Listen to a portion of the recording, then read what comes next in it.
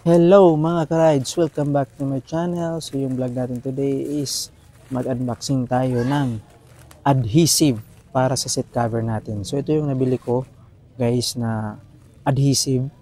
So pwede ito siya sa mga sofa, pwede ito siya sa mga seat cover ng motor natin. So ayan, kaya nga pala bumili ako. So ito yung nangyari sa motor ko. Bagong bago yung ano natin guys, yung seat cover natin. Kapapalit lang natin tapos kinalmot ng aso. Ayan o, yung katabi kong motor guys, ganyan yung nangyari din sa kanya. So same kaming nagpark dito at may talagang kumalmot sa mga motor namin. So ito yung sa kanya mas grabe yung sa kanya guys. Pero kaya siyang tapalan ng adhesive. So itong nabili kong adhesive guys, i-try natin pagtapal dito. So ito yung akin, pupunasan muna natin to. Ayan, pinunasan ko siya para sure yung dikit natin. So yung type pala ng ko guys, nung seat cover ko parang liha type, no? Iwan ko kung madikit ba talaga siya.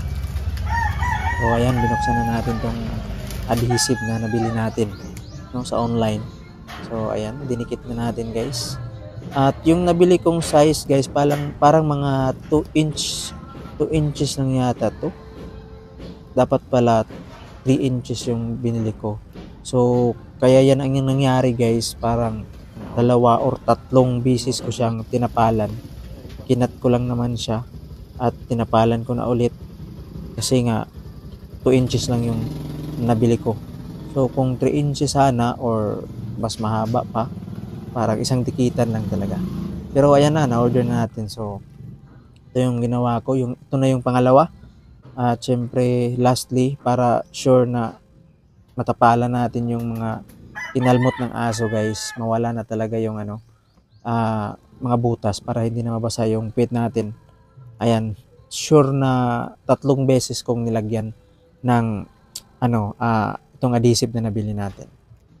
Ayan, ginupit na natin guys at sure dikit talaga siya kahit parang liha yung natin seat cover.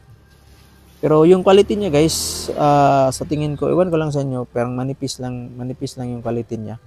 Siguro may ibang product pa na ito kasi yung nabili ko eh. Parang, pero dumikit naman siya. Ayan guys, sana tumagal yung product na to, no? Sa mga nakalmot ng pusa or ng mga nasirang mga seat cover, pwede nitong bilhin. Click nyo lang yung yellow basket natin dyan. At ito na yung review natin guys, at ito na yung result. At salamat sa panonood. Sana tumagal nga to. God bless po sa ating lahat.